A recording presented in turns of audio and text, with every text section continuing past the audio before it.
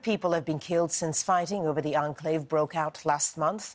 Turkey has vowed full support for its Azeri ally, while Russia has once again appealed for a diplomatic resolution.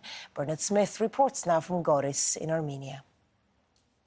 There'll be a memorial like this in perhaps every one of the homes of the more than 530 Armenian men killed since fighting restarted on September the 27th.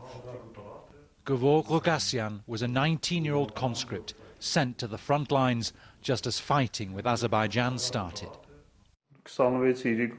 We last talked on the phone on the evening of September 26th, and he said everything's all right. After that, we heard nothing. On the 27th, I wanted to go volunteer where my son was serving, but I wasn't allowed. Then, on the 30th, I got a call and was told everything is finished.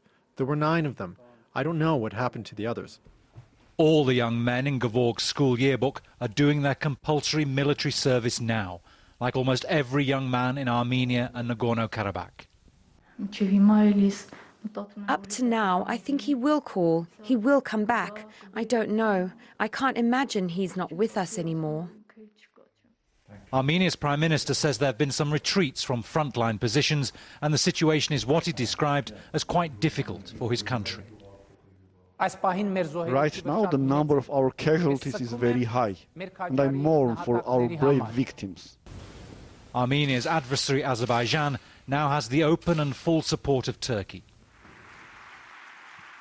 President Recep Tayyip Erdogan says 26 years of diplomacy have failed to resolve the conflict, and it's time for Armenia to return land it took in the 1991-4 war.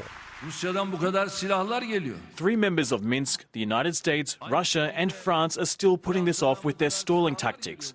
Just give them the occupied lands. Let them go to their lands. Let them do what they want in their own lands, but there is an invasion here. Russia has rejected requests from Azerbaijan for Turkey's involvement in future negotiations on Nagorno-Karabakh.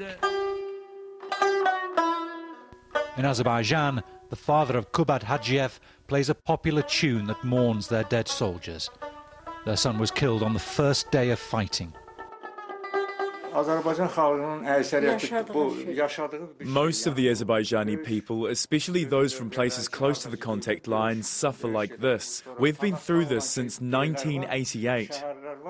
Like hundreds of thousands of Azeris, this family was first displaced from Armenian territories in earlier conflicts. No,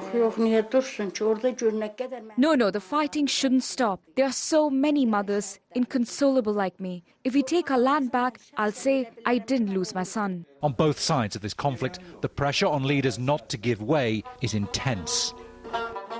From Azerbaijan on Wednesday, accusations the Armenians are trying to attack oil and gas pipelines. The Armenians say the Azeris are trying to seize Nagorno-Karabakh. And above this angry rhetoric, Russia is appealing to both sides to observe the humanitarian ceasefire.